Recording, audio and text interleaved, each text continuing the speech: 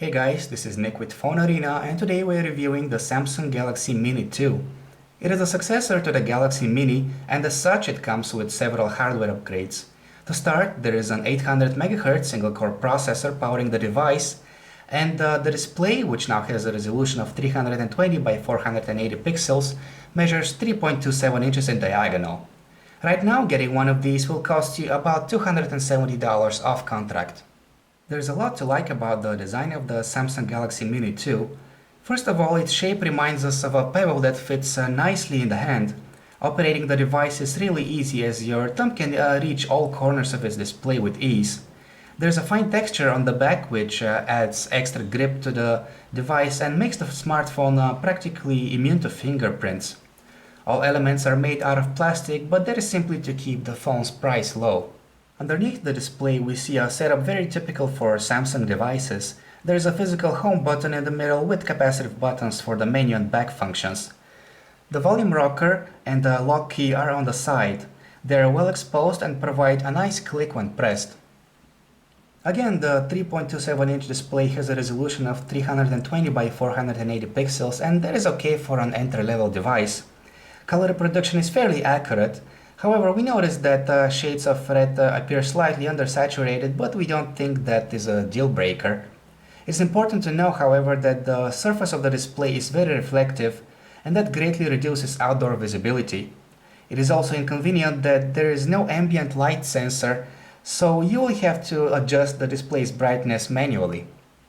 The Samsung Galaxy Mini 2 runs Android 2.3.6 Gingerbread with the TouchWiz user interface installed on top.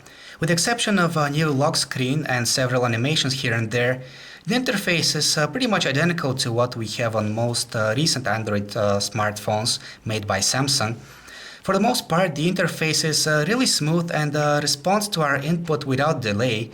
The 800 MHz processor handles navigation and everyday tasks without much effort. We are pretty happy with the stock web browser on the Samsung Galaxy Mini 2. It is responsive enough and features like pinch to zoom and text reflow work as intended.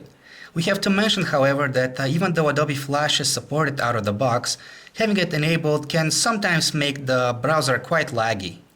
The 3-megapixel camera is really basic. It has no autofocus and no flash, but still it manages to capture okay-looking photos when the light conditions are favorable. Also, the camera shutter is very responsive, and the delay between shots is no more than a second, and that is pretty good for such an affordable smartphone.